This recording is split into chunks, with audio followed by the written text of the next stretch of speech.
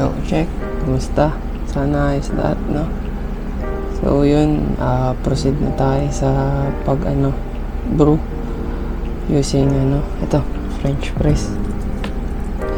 Lang naman, ito yung pinaka-basic na manual para sa akin kasi, wala naman siyang ibang techniques na kailangan. May iba na magaling talaga sa mga French press or may mga ibang klase na ng French press na dinidevelop or na-develop na pwede mo na siyang gawa ng technique. Pero yung mga ganitong classic na French press, lang naman siya, pinaka-basic siya para sa akin. Parang mechanism niya lang, may plunger, tapos ito may pitcher. Tapos lalagay mo lang yung grinded na beans na medium coarse, yung niya, yung size niya. Tapos ibobrew mo lang siya through time. Tapos ako personally hindi na ako ganun ka keen sa water temp nito. Okay na sa akin yung boiling kasi yun nga, wala din naman masyado akong technique na ilalagay or gagamitin.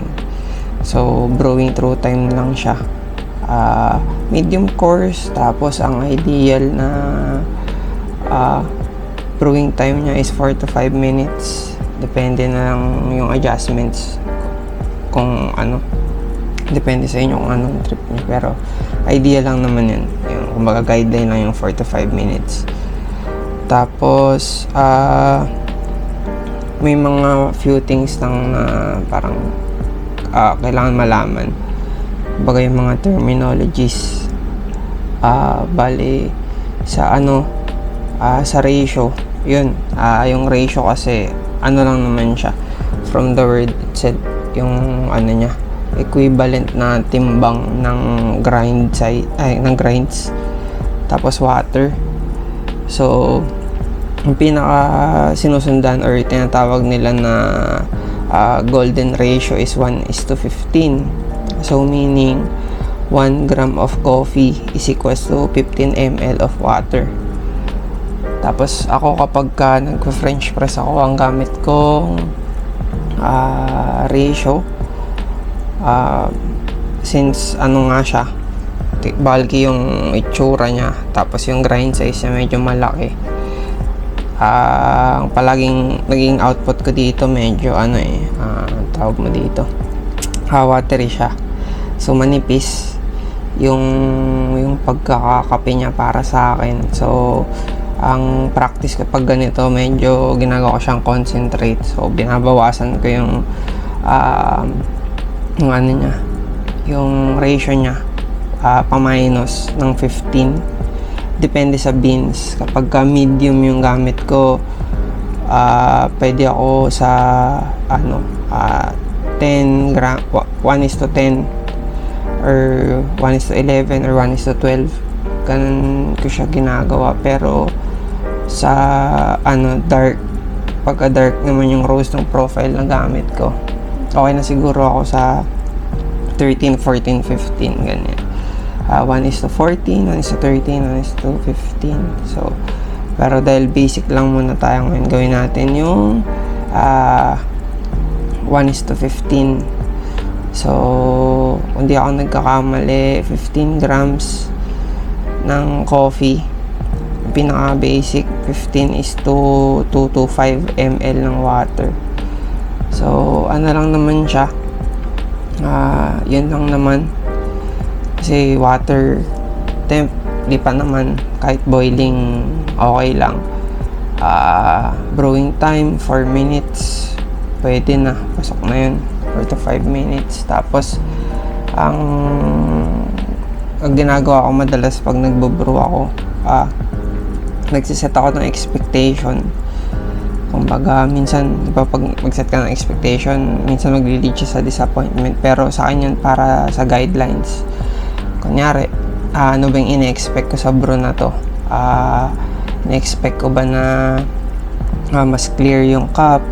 Ano ba yung gusto kong ma-feel dun sa cup?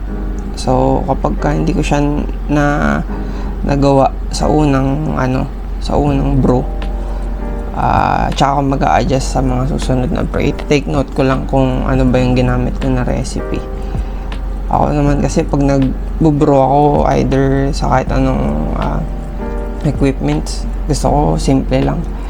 For as long as na-enjoy ko naman yung kape, or nakukuha ko naman yung gusto ko, hindi ko na siya masyado pinapa-complicate. Para lang din, tag dito, hindi rin confusing sa utak ko, kasi pag na-ratio mo pa yun, may may math pa eh. Baga, mo pa eh, ilan ba yung magiging equivalent water ng weight na gagamitin mong beans. So minimal adjustments. Tapos sa clicks naman kasi nitong hand grinder, iba-iba naman kasi yan. So ito gamit ko na Timer C2. Ito yung unang-una kong grinder. Ito yung ginagamit ko pagka hindi pour over yung gagawin ko. So yung settings nito madalas nasa mga coarse to medium coarse, ganyan. Parang nasa 20 something yung clicks nito eh. 25, parang nag-range siya ng 25 to 28 ata. Hindi ko lang sure kasi in-adjust ko siya kanina bago mag-video. Pero kalimutan kong bilangin. Pero parang ganun siya maglalaro, 25 to 28. Tapos yun, ano pa ba? Pagkatas nung manual na brewing, magko-cold brew naman. Kasi isang equipment lang din yung gagamitin, pero may mga papakita ako na mga equipments kung paano pa ako cold brew. So yun, ito lang naman yung gagamitin: electric kettle, hand grinder, weighing scale, yung meron siyang timer, tsaka meron siyang sa weight, yung nate-tear mo siya kasi kailangan. Tapos ito, French press, tapos yung beans, South City, pero di na yun yung laman nito eh. Gamit ko na yung beans ng kapihan namin kasi naubos ko na yung original na laman. Ginamit ko lang yung packaging. Tapos ito, panghalo. Yun lang naman. Tapos yun, syempre pagka kunwari i-add up ko lang, masyadong madaming equipments para sa inyo, or hindi pa ideal na bumili ng ganito kadami, pero gusto niya nang mag-start ng coffee journey nyo, or gusto niya mag-start mag-test ng mga brewed coffee, or mag-transition from sweetened na coffees to brewed lang, pwede kayo bumili ng drip bags. Okay yun, kasi para sa akin ang pinaka-importante talaga kumbaga ma-recognize ng palate mo, or ma-train mo yung palate mo sa pag-inom ng straight black lang ng mga brewed. Kumbaga kung kaya na tong bilhin ng mga gamit na to, kasi syempre hindi din naman siya ganun kamura, diba? Aabot ka din ng talaga dito ng 1,000. Pero yun, kung gusto niyo na mag-start, pwede kayong maghanap ng mga drip coffees, mga drip bags. Pero yung mga parang ganito, may binigay sa akin. Yung parang nagbibigay sa akin ng ganito si Kuya Nates. Thank you, Kuya Nates. Hindi ko pa natitimpla, nakita ko meron pa pala sa bag. Ayan, bili kayo ng ganito, drip bag siya.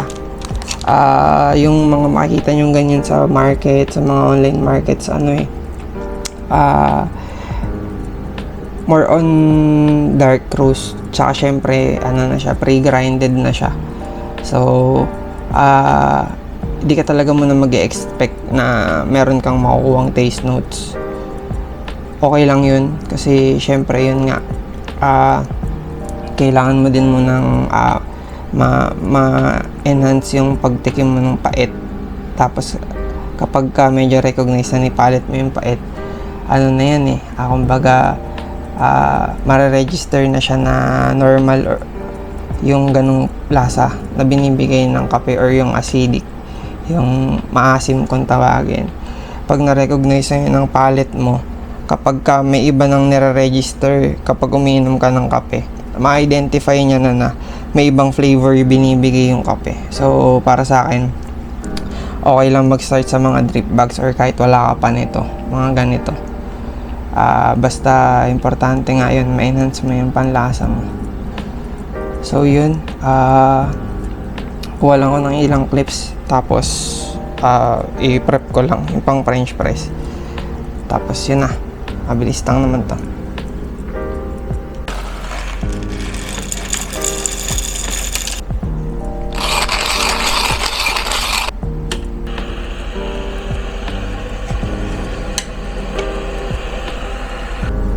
So yun, nag-grind lang ako ng beans. Tapos nag-heat up na ako ng tubig. Tapos lagi nyo lang gawin kapag heat up na, ipipreheat nyo yung mismong french press para hindi siya kukuha ng ng heat. Kumbaga mainit na yung french press nyo bago nyo palagyan ng beans, tsaka bago pa kayo mag-brew, para kumbaga hindi na kukuha ng init yung yung french press bago pa kayo mag-brew. Na pa ulit pero yun na yun. So yun, wait lang, tapon ko lang to. Yan. Tapos nito, yan, tear lang para makita lang natin kung tama yung dami ng beans. Tama naman, 15.1. Tapos 225 ang ating final na weight. Tear ko lang ulit. Tapos ipi-pre-wet natin yung beans, tapos haluin. Ito kahit wala namang exact na bigat, basta mabasa mo lang yung beans. Saya mo lang siyang mag-brew for 10 seconds. Ayan na, start na ng oras pagka, or start na ng 4 minutes pagka pre-wet mo ng beans. So 10 seconds. Tapos buhos mo na lahat ng remaining na tubig. 225. Tapos halo lang ulit. Nahalo mo na siya ng maayos. Yan na yun. Lalagay mo na itong plunger. Tapos yan lang. Hindi mo siya ito total press. Lalapat mo lang siya doon malapit sa taas. Kasi yan nga, pagka 4 minutes tsaka mo siya ito total press. Itong ganito, pagka nakuha nyo yung extract nito or yung final extract niya, possible na may makuha kayo ng mga parang sapal-sapal or parang gritty siya, hindi siya smooth kasi nga hindi naman ganun ka pulido yung pang filter niya. Ang isang way ko nung dati, kasi nga pang benta, tas nakikita ko sa ilalim ng bottle yung parang mga coffee grounds niya na hindi na filter. Ang ginagawa ko doon, pinifilter out ko pa siya gamit yung paper filter ng V60. Though medyo siya, parang additional cost kasi nga kailangan mo pa siyang i-filter. Pero yun nga, naman siya, makakatulong naman siya para sa mas magandang output, lalo na pambenta. So yun, pwede din pag gusto nyo mag-try mag-business, pwede nyo itong unang gamitin. dito muna kayo mag-start kasi dito din naman ako nag-start. Bibigyan naman siya ng okay na ano, na extract sa dulo. Kung medyo manipis lang, adjust nyo lang, gawin nyo lang siyang medyo concentrated. Kaagat naman yan, lalo na kung ang mga i-offer nyo is yung flavored lattes. Yun nga lang, medyo magiging manipis talaga yung output niya ng coffee. Kasi syempre, watery na yung extract mo. Tapos maglalagay ka pa ng milk, 'di ba? So, liquid plus liquid, 'di ba? Pero ano naman, basta may mabuang maayos na recipe. Ano naman siya? Ox naman siya. Baga, pwede na. Tapos, improve na lang ng i-improve. Importante, makapag-start, 'di ba? Hindi yung nakakain ka ng reason mo. Kumbaga, nagiging cause of delay yung reason. Kumbaga, kung kaya mo nang simulan, kung gusto mo talaga, kung ano yung nandyan, diba? Kung ano yung pwede muna, yun, gamitin na. Pwede na yun. Rock and roll na agad yun. So yun, 3 minutes and 18 seconds na. Konting seconds na lang. At malaman na natin kung ano siya.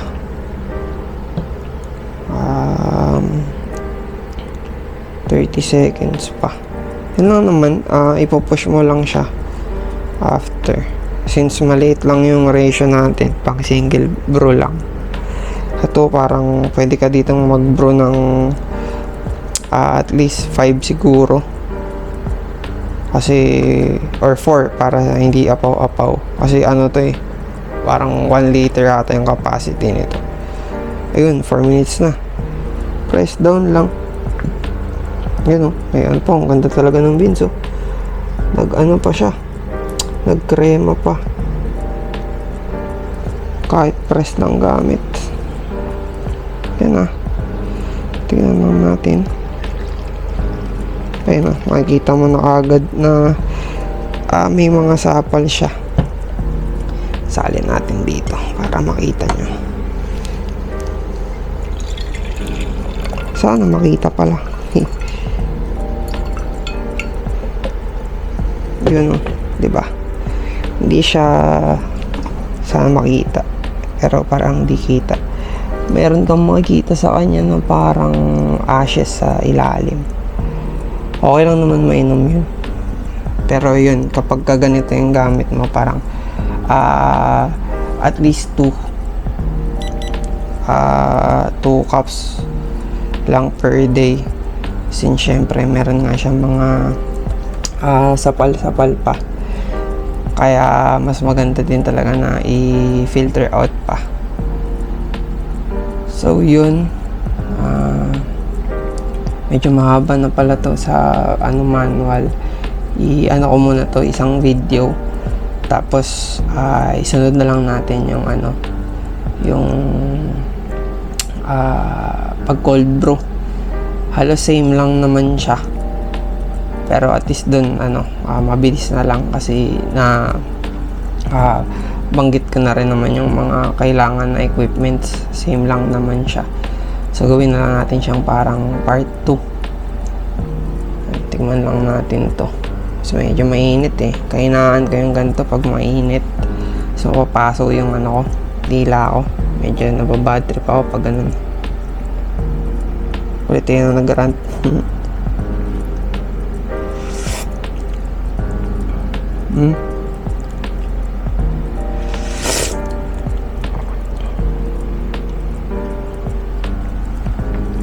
Okay naman siya. Since yun nga, maganda yung beans sa gamit. Hindi siya, hindi siya ganun nalalayo kapag ginagamit ko to as filtered coffee or V60. Ang difference lang nila is yan, mas mas earthy yung dating niya. Wala akong masyadong na-identify na taste notes. More on yung natural flavor lang ni coffee. Baga, ang dating niya, or kung ma-explain ko siya, para siya yung mga normal na brew, yung mga parang tinatawag nila na brewed barako. Ganun yung naging dating niya para sa akin, kasi nga earthy yung output niya, tas medyo magaspang, kumbaga gritty yung dating niya. Hindi siguro dahil nga dun sa hindi na filter out yung mga sapal-sapal, nakaka-affect siya sa thickness or smoothness ng output ng beans. So yun lang, salamat sa pakikinig, and yun, disclaimer ulit, yung mga tinuturo ko or mga ini-explain ko is ito lang yung mga effective sa akin. Kumbaga, best practice ko lang to. Effective naman siya sa akin. So, hoping na pag-trinay nyo is magkaroon din ng similar na result, or kahit papaano ma-enjoy nyo pa rin ng coffee nyo. Tapos yun, kung may mga questions kayo with regards sa pagbabrew or sa mga equipments, ganito ganyan, pag kayang sagutin, message nyo ako, sagutin ko naman yun, or mag-comment kayo sa mga videos, masasagot naman natin yan kung kaya natin sagutin. Pero kung wala pa siya sa knowledge ko, research, pwede ako mag-research or pwede ako magtanong sa mga kakilala ko, mga master, at para malaman natin yung sagot, di ba? Sa ganung way, di ba, matuto pa din tayo sa isa't isa. And masaya naman, nakaka-enjoy, di ba? Kahit pa paano. Oo, nag-enjoy ako kahit yung parang pumipiyok-piyok. Pero yan lang, salamat, sana na-enjoy nyo. Ingat kayo palagi.